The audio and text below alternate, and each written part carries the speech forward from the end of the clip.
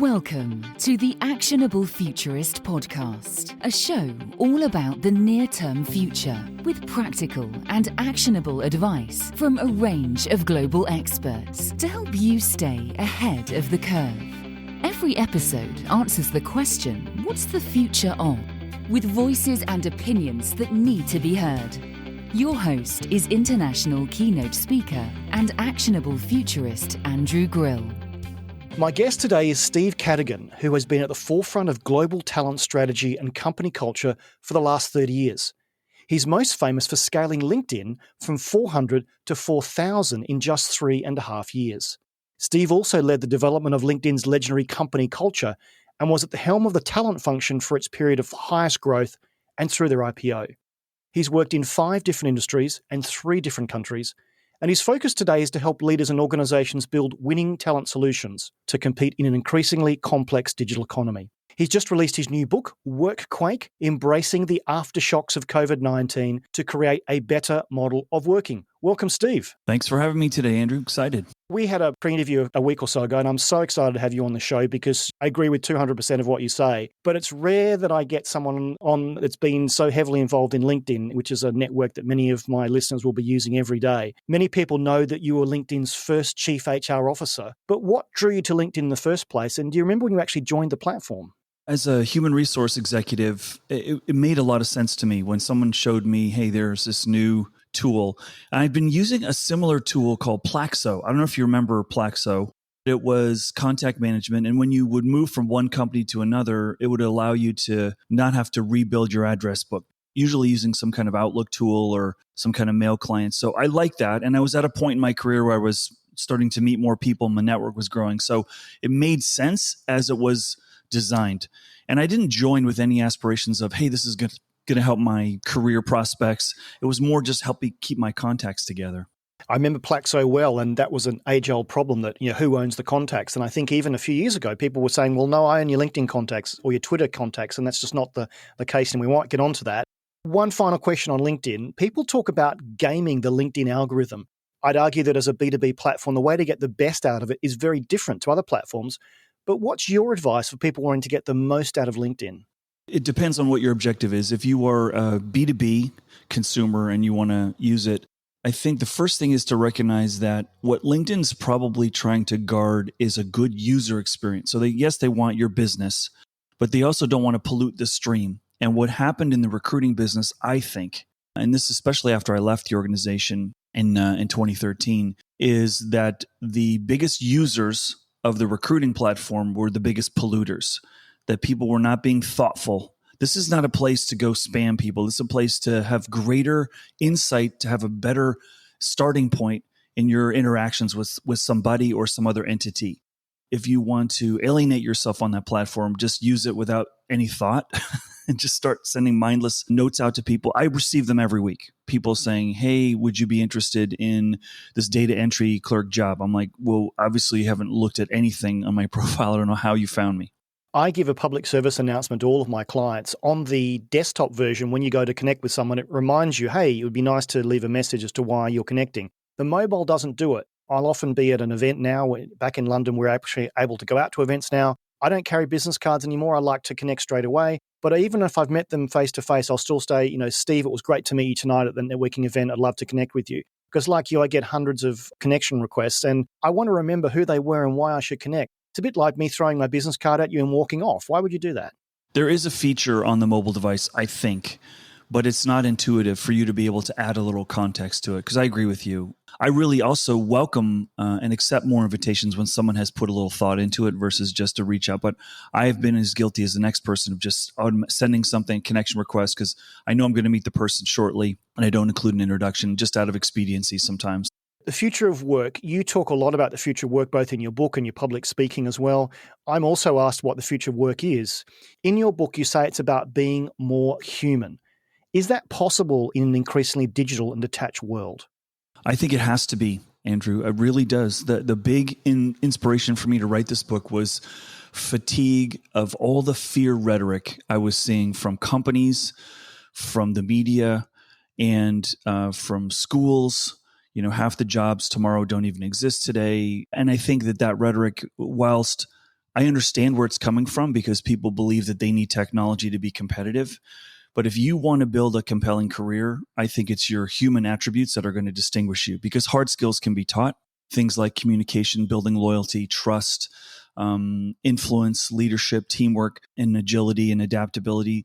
Those are fundamentally human traits. And that's why I believe if you want to distinguish yourself in the future as a company or as a professional, those are the skills that you should be doubling down on. Of course, you need to be mindful of new technology, but I think we've lost a little bit of the plot here, Andrew, in that I think people, when they're facing a concern, immediately default to, well, it must be a technology purchase that we need to make for us to be more competitive versus, well, maybe there's a communication breakdown, maybe there's a misunderstanding, maybe there's a strategic decision that needs to be made versus investing in more technology. So you deal with a lot of different companies and you must see a lot of good and bad practices. Who's getting the next phase of work right? The ones who are getting it right are the ones who are willing to experiment right now. And we're still on the frontier because the ground isn't firm. So when the ground isn't firm, organizations that are used to making final decisions are very uncomfortable because they can't see the future. And this is part of the tension I think that we're facing right now is we're used to a decision-making and a leadership model that says we need to make decisions based on the goal of trying to have consistent, reliable outcomes. And right now we're in a domain where so many things are unknown. So we almost have to build for instability. And the organizations I'm seeing, Andrew, that are starting to figure it out are the ones, well, technology generally is earlier up the adoption curve because they're used to iterating, which is software development, A/B testing. They're easily migrating that over in how they think of people strategies. Organizations that are not heavily technology focused are not usually in the realm of having comfort level with evolving their culture and their business structures. And so they're struggling. Those are the ones who are calling me right now. They have got the deer in the headlights, if you will, just not sure how to handle this consistently evolving. It's like swimming in the ocean for the first time. You've only been swimming in a pool. There's undertows. You can't even see, and they're pulling you different ways. And you have to learn a different way of navigating that water. I was listening to one of your podcasts in researching you for this podcast today, and I loved a quote with your interviewer. The only legal performance enhancing drug is trust. How important is trust going forward when, as you say, the ground is now very unfirm? Well, it's always been phenomenally important, and it's going to be even more important. I mean, as you know, and you're a student of this, the two biggest dimensions that all the research shows that organizations need to focus on if they want high-performing teams is psychological safety and trust. And I think, and I really believe this, that our organizational historical practice of measuring engagement, employee engagement, trust has always been a part of it, but I think that trust should be the main thing that we take a look at right now, because when things are moving fast, when there's so many unknowns, the thing that you need in an organization to do is build trust. And how you do that, transparent decision making and lots of communication and lots of feedback collection is super important. So it's only going to get more important as we have too many things to defocus us and distract us and make us fearful today. Trust goes both ways. So now that we're more distributed, we're working from home, I'd imagine a lot of HR directors, a lot of managers are saying, I'm not sure if my team are being productive. I'll give you an example. Two of my friends who shall remain nameless, they now adopt a thing called a mouse wiggler. It's a USB stick, and it basically simulates the mouse moving every 30 seconds or so. This means that their instant messenger terminal basically stays active and it's always green. And I know that these people have said, I just need to have a nap, but I've got to put my mouse wiggler in because my boss will then think I'm skiving off, where actually I'm dealing with a mental health issue or giving myself a break. So how do we instill trust when we can't see the people that are working for us? I think both parties, as you said, are part of this relationship, and both parties need to be more intentional today around communicating, exchanging feedback. If we've learned anything during the pandemic, it's that we've become more aware of the personal lives of our coworkers, and I think that's hopefully a good thing long term, that we appreciate the circumstances and how they contribute to someone's productivity. And I'm hoping that closer relationship that we've built during the pandemic, we've all had this shared experience and it continues, that will lead to greater communication and greater trust. But listen, if someone's working in an organization, as the two folks that you allude to, that believes that if you are active is the only indicator of your productivity, I think that would make me pause and stand back and say, am I really in the right organization if me having to wiggle my mouse is important for me to keep my job? I know people are asking you, what is the future of business? Is it being in the office, working from home, hybrid? What's your view? But also importantly, how do we replace those stolen coffee moments when we run into someone at work? How do we do that when we're remote? That's the one thing people tell me that's missing and they want back. If we have to first step back and say, we've just been presented with the greatest opportunity of our lifetimes to rebuild the way we used to do stuff, and just pause for a second and say, maybe the way we were, maybe the way a business happened, the way work happened, wasn't as optimal as it could be. And what ways can we leverage working more remotely now until we have more clarity? Such as, how can we eliminate bias? How can we grow diversity of input? Most organizations I've ever worked in always had somebody who wasn't in the room, maybe an executive in another region or another time zone, and they always felt disconnected. And now they're on equal footing with their teammates. To answer your question more specifically, when you say, hey, where are those informal moments happening? I totally agree with your concern there, because as a human resource person, I've found that the moments of greatest candor in any relationship, in any organization, are always the informal ones. What we have in this work from home, this black screen reality, is we have most of the encounters are planned. Those listeners who have children will know the best conversations you have with a teenager are not when you say, let's sit down and have a talk. It's when you're driving them somewhere or you're in the car and you're not planning to talk about something and something surfaces that wouldn't have come out in a more formal setting. And so that's one of the reasons why I suggest, while we're navigating this complex new frontier of work, is try to build in informal moments, try to build in downtime, try to build in fun and lighthearted exchanges with people, and some unpredictable as well. I know companies doing things like coffee roulette. They just spin a wheel and two names come up and those people have to have a virtual coffee or a virtual lunch or a virtual conversation. Organizations that are putting department versus department online gaming competitions together. We have to recognize it's a hard time for everybody. And so trying to build that in. This is the number one question I receive from all my clients. What should we do? Stay at home. And I say, I can't tell you the answer because I'm not in your culture, but I do know the pathway there is to ask your employees and to test things out and to try it, not as a whole company, but different departments, and get feedback. And where you're probably going to land is some complex patchwork of different circumstances for different jobs, different people in different departments. And let's measure our success on, is the company thriving? And I have two great examples to share with the listeners today of conversations I've literally had last week with clients. And it went something like this. I would ask, what's your biggest concern right now? And they would say, well, we can't hire and retain the best people. They're leaving faster.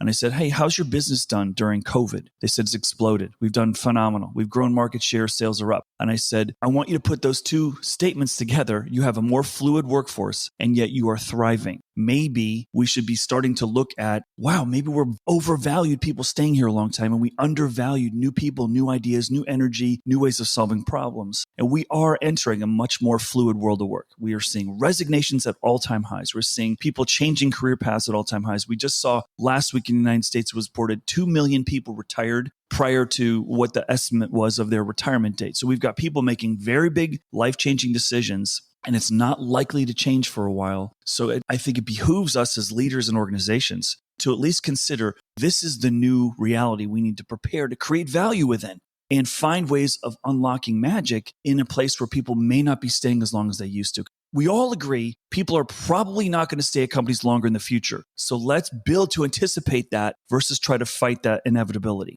Couple of things to unpack there. I want to go back to the comment you made before about the new way of working, experimentation. I talk a lot about disruption, and my favorite phrase is disrupt yourself before you're disrupted. Now, as a futurist that was asked actually 6 weeks before the pandemic, what will the next 10 years look like? I remember being on stage at an event in London in front of a bunch of lawyers and their clients. I said that we'll probably have more remote working and people will be more flexible. And lo and behold, that all happened. I'm very fortunate that the group of friends I have here in London have a range of very interesting jobs, include the mouse wiggling people. And one of them works for a rather large consulting firm. And she said, we've actually had to plan these serendipitous moments. She said that she will now go into the office she'll tell everyone I'm going in on Wednesday and Thursday. And she'll kind of clear a diary, because what happens is you bump into people. And if you've got planned meetings with external people, then it just doesn't work. So you almost have to engineer that and allow it to flow. And apparently what works well, and I'm interested in your feedback in your part of the world, they organise to have these days in the office and then do something social afterwards at a pub or a restaurant because people crave that social interaction. Are you seeing the same thing where you are? Yeah, Andrew, it's really fascinating. It's starting to hit my radar that people are saying we're going back to the office, but we don't want to meet when we're in the office. We're planning to not meet.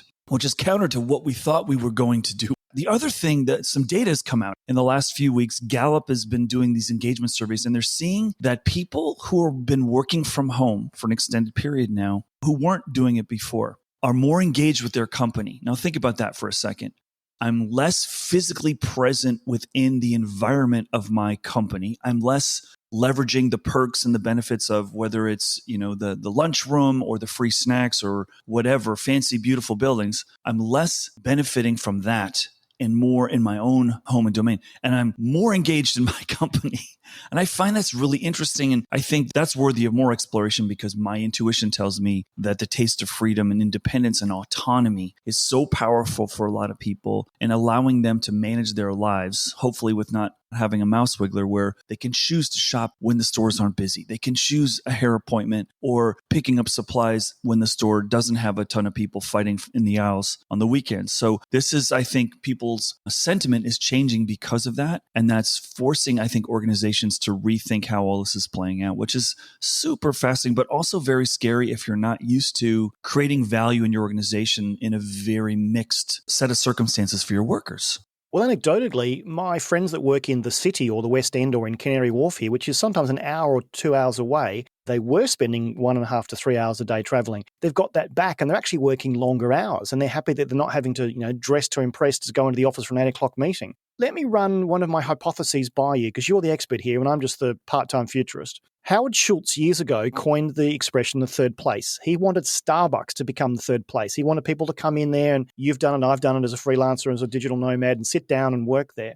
I'm wondering if there is a third place. You said that people that are working from home feel like they're more engaged. I know, again, anecdotally, couples that are saying, you've taken over my dining room table, honey, for the last 18 months. I'd like it back. You don't want to go back all the way into the office, which is a 2-hour trek every day. But is there somewhere local? It may not be a WeWork or a Regus. It might be a specialised library that's had some extra desks put in or some sort of area where they've actually accommodated this in the suburbs. I know anecdotally, if you run a sandwich shop in the suburbs of central London, you're doing quite well because that's where people are now working and living. And the sandwich shops, unfortunately, in the centre of London are not doing so well. So this notion of a third place that's in between home and in between work, maybe get people that live near me in my organisation to meet there. Do you think that would work? Because it takes you away from busying up your space at home and annoying your spouse or your other half, but you don't have to go all the way into the office. Is that a happy medium maybe?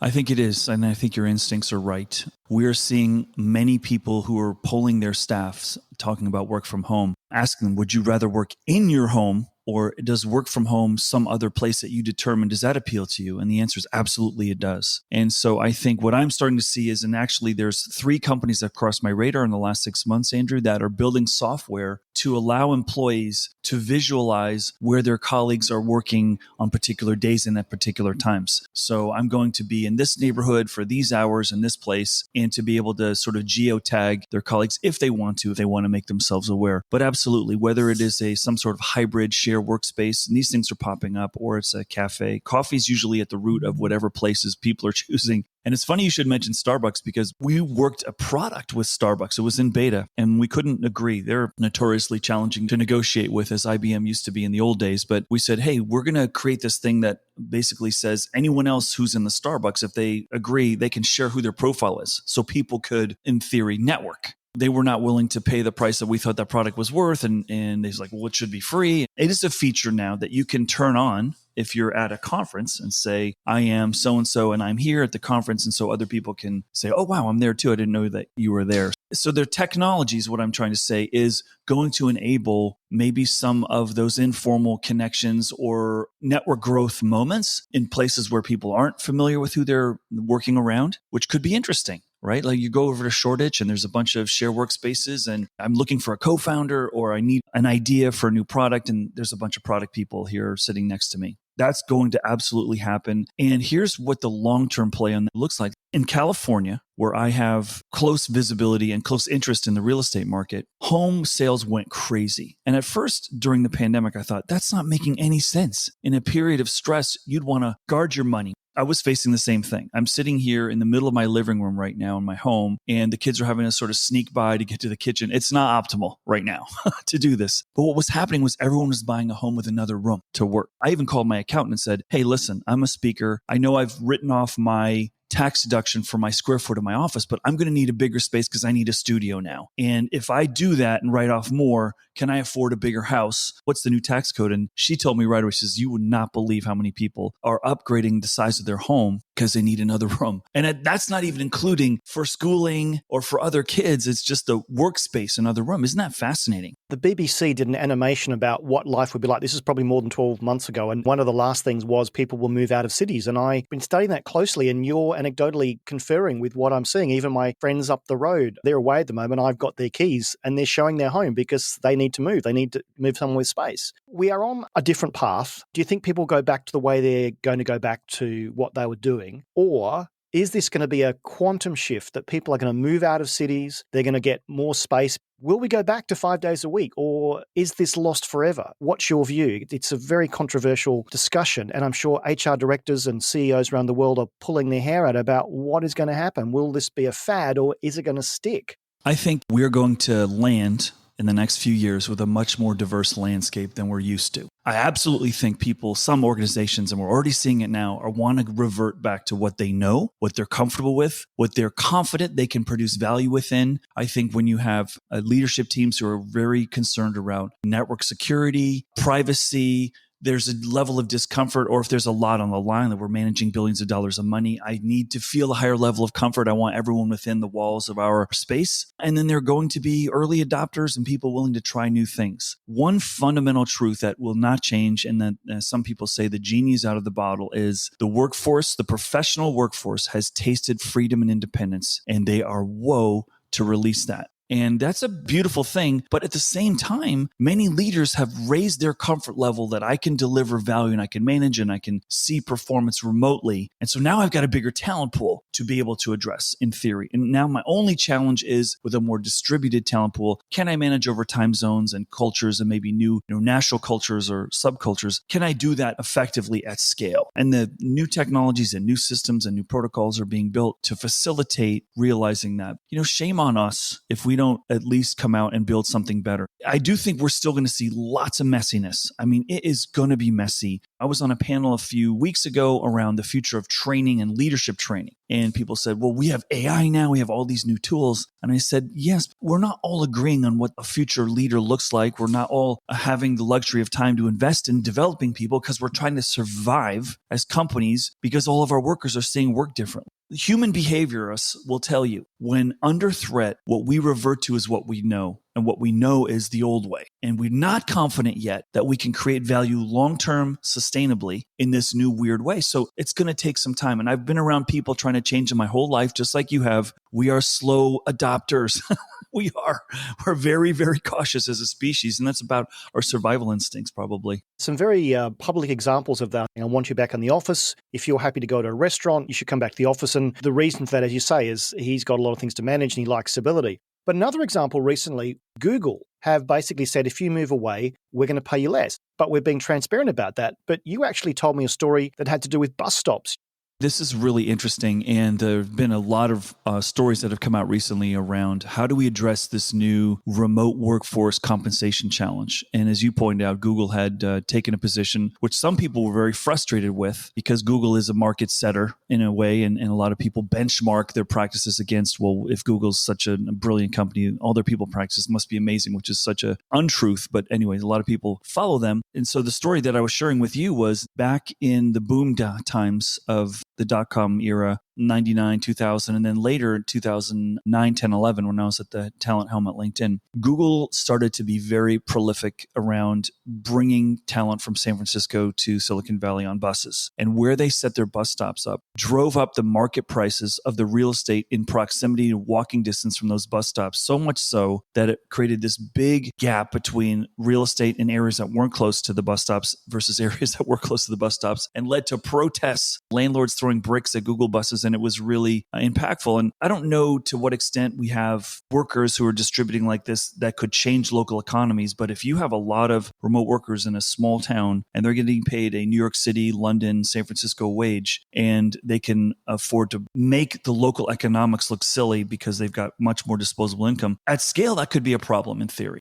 We'll see what happens. I know several towns right now that are facing this challenge where they're beautiful communities. Wealthy people can easily afford to work there. Wealthy people, in some cases, realize they really like to work there. And now the local fire workers, waiters and waitresses, school teachers cannot afford to live in those places. And that's a big problem. And everyone says, yes, we want low-income housing, but just not next to where I live. And so it doesn't become a reality. We're going to have some downstream effects that we still aren't sure of yet. This notion of our city's going to be empty or not, we don't know. A lot of this stuff's playing out right before our eyes.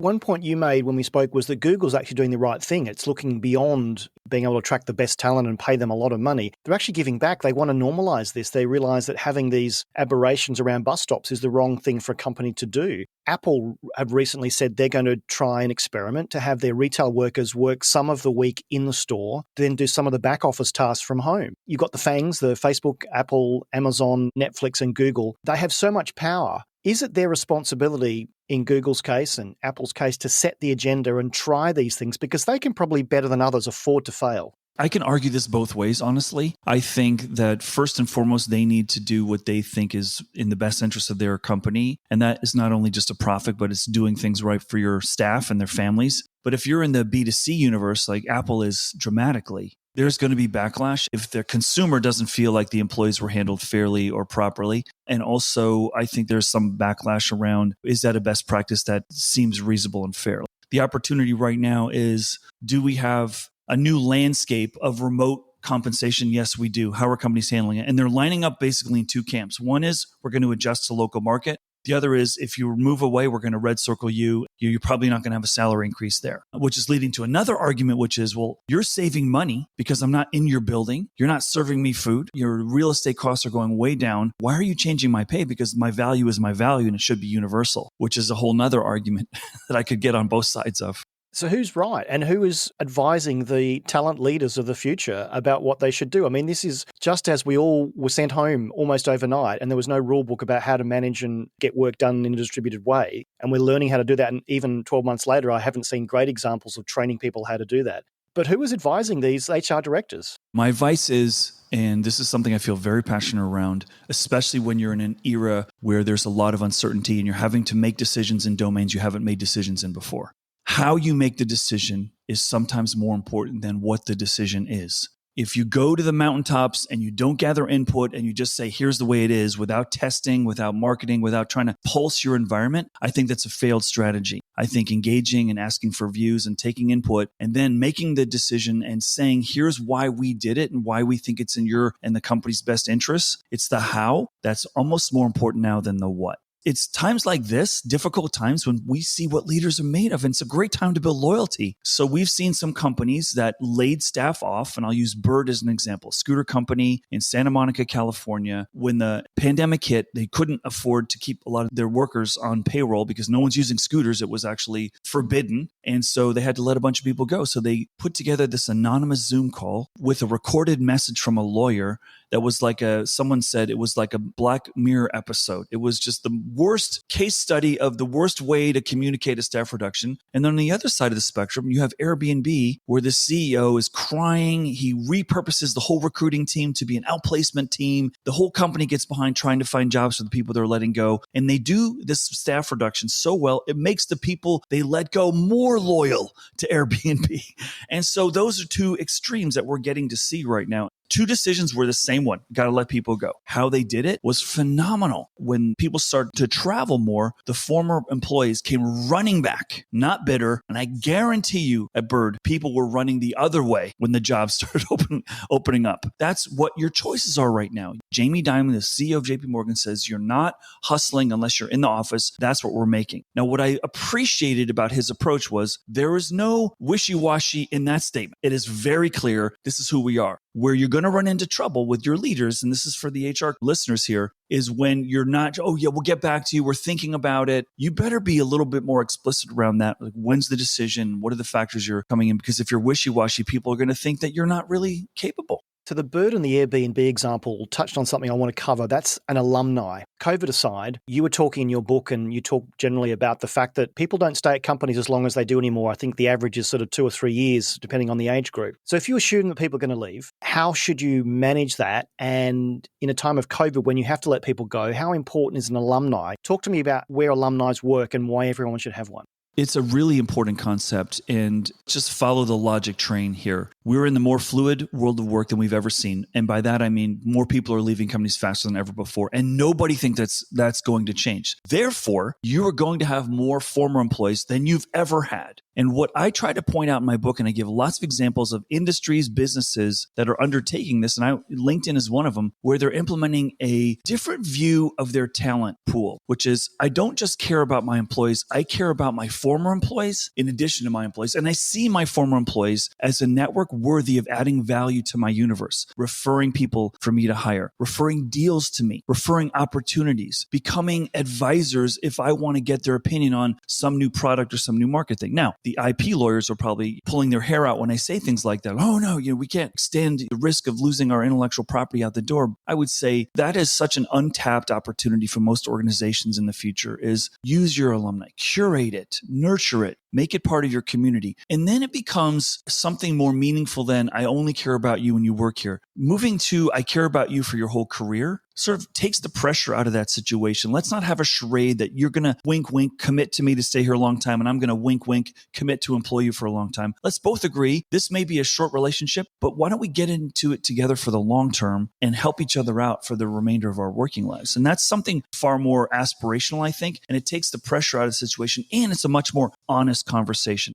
How many organizations do I see doing this? Not very many. And this is a big pivot because we're used to seeing a resignation almost like a divorce. What? You don't like me anymore? It's like, is it me? This is very emotional. And I think we have to be smarter and more mature about this. And I get 2 to 3 emails a month, invitations from LinkedIn to join something that the community is working on. And I feel like I still care about that organization as a result. And some organizations are pretty good at it. The consulting industry has a lot of, here's all the job openings, or here's what's going on with the people that used to be at Ernst & Young or Deloitte or so forth. I just want to finish on some learnings from the book. What was the most surprising thing that you saw? You started writing it in 2019 when we didn't know there'd be a pandemic, and you kind of finished it during that. What's the one thing that stood out for you? Probably the one thing was my fear when the pandemic hit that a lot of the work that I was doing might not have any relevance. I was really worried. Very quickly realized that everything that I had been seeing and forecasting was only being accelerated in the pandemic, and everything was relevant, such as concepts like, I think in the future, we're going to hire more on what you don't know yet, but you can learn than what you know. I know my business is going to change. I know the skills I need are going to change. And the more I know you can change, the more valuable you're going to become to me. If you're only a narrow expert and you're not easily capable of learning new things, you're not as valuable to me. And this is what I'm talking about, human skills. The most important skill right now is the ability to learn. And that became more and more clear to me, Andrew, as I wrote the book. I've always said, be a lifelong learner, have a growth mindset, be curious. But truly, when I started to see my recruiting friends and hiring managers start to look at candidates in a new light, I guess what you know is important, but it's more important to me to see the trail of how fast you learn these things than what you actually did. And so that is really an interesting trend that I think is going to impact how people are viewing talent in the future. And that kind of surprised me. I mean, I sort of knew it, but not to the level that it's become really clear to me. So I'm going to squeeze another one of my hypotheses in here. I talk a lot about digital first impression, and I actually give almost a masterclass on LinkedIn about what it says to you, because at the moment, and McKinsey did a report saying that B2B buyers actually like being sold to remotely, and this is likely to continue. And if we agree with that, probably the first interaction you're going to have with someone new is going to be online. Your digital first impression is important, but your digital footprint shows what you've done. And if you look at my career, your career, we've done different things, we've pivoted. So probably we can learn again. How important is that digital first impression and your digital footprint? I think it's increasingly important. Just look at how TikTok has exploded. And what is that? It started off as a 30-second video and people just can't put it down. And I think that's really important. We saw viral growth with network connection requests in the early days of LinkedIn when someone just had a photo. And that elevated their digital footprint a little bit more. There was a little bit more texture. and someone was much more likely to receive invitations when they had a photo than when they didn't. But it's still a new frontier, Andrew. I mean, we're still such at the early phases of what does this all mean? We have access to more information than we could possibly digest. I think what I'm hopeful for is the increasing number of ways that we can express ourselves more completely when we're applying for an organization, and we know more about an organization's fit for us, cultural compatibility and so forth, that I'm hopeful we're going to have more intelligent combinations of people and employers, and also people being able to find independent ways of earning a living, which is definitely growing. The number of startups that have been filed for during the pandemic is greater than it's ever been. So I'm hopeful that's going to lead to some good outcomes. But again, I think your hunch is right there, and you're seeing a lot of what I'm seeing. The other thing I'm seeing is the rise of the gig worker. And I'm not just talking about the pizza delivery driver or the Uber driver. It's the executive gig worker. You and I have been independent consultants for years, and we have a new client almost every week. Do you think with people reevaluating their career, reevaluating the purpose? Before the pandemic, I was noodling on an idea where you might be a CFO and you're a very experienced CFO. You've got to the top of your career, but you only want to work 3 days a week at this company, 2 days at another, and you might volunteer once a month somewhere else. And so there have to be situations where you can manage that. Do you think we're going to see the rise of the executive gig worker? I think we will, but I don't think it's going to be as fast as we would like or as we need. In the United States, where I spend most of my time, we have a healthcare system. And we have in finance in general, the way that they forecast is headcount driven. It's not, labor dollars driven, it's headcount driven. And so we've got all this inertia and all these frameworks that we've used that sort of inhibit that. And in California, this past year, we passed a bill called Proposition 22, which created a new hybrid worker, which is essentially the gig companies trying to work around having to foot the full medical bill of someone being considered an employee. And so DoorDash, Uber, Lyft, and Instacart poured in over $220 million to get this thing passed. It did pass, but their platform was people want their independence. We should be able to do this. It passed, and then a local district court just struck it down, saying it's unconstitutional a few weeks ago. So we're in a new frontier now. And I think a lot of the framework around retirement and all these other things, getting a mortgage, doesn't support the gig work. So I don't think we're going to see as much of an explosion. Sure, if you're later in your career and you're financially independent and you can do these things, fine.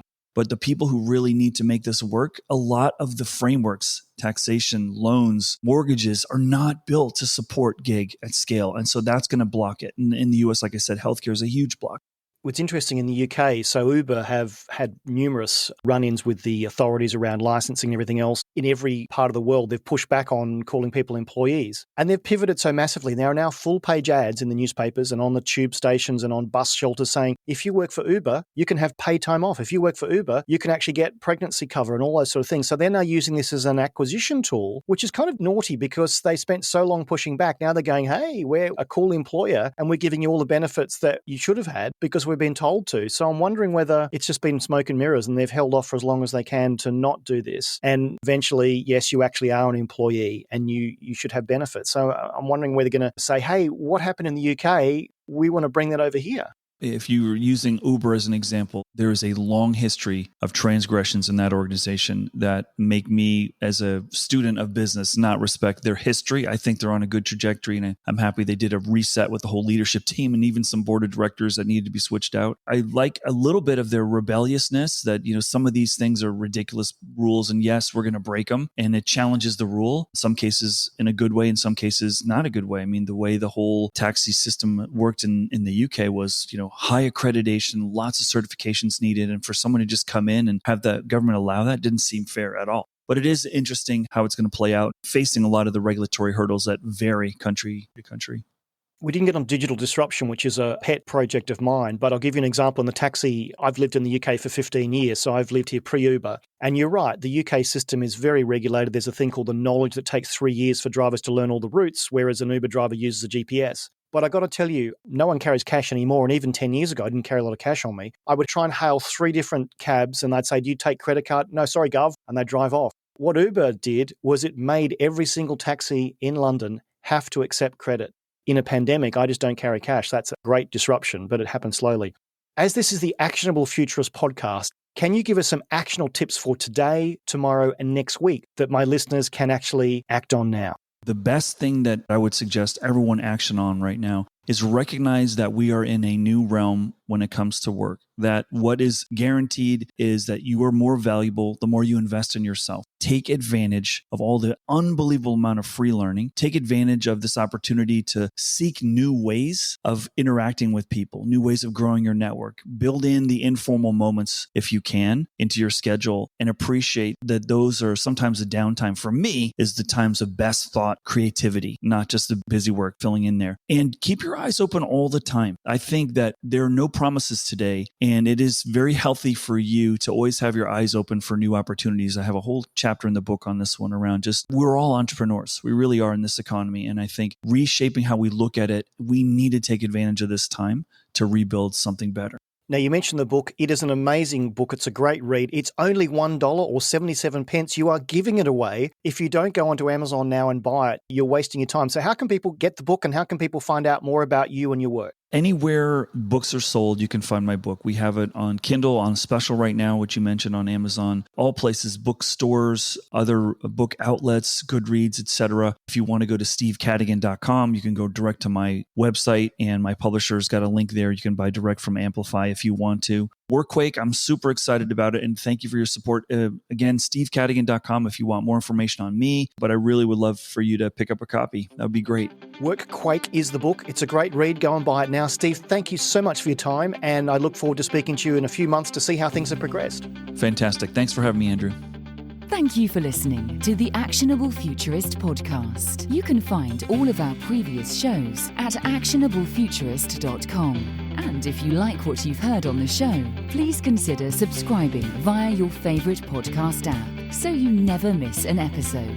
You can find out more about Andrew and how he helps corporates navigate a disruptive digital world with keynote speeches and C-suite workshops delivered in person or virtually at actionablefuturist.com. Until next time, this has been the Actionable Futurist podcast.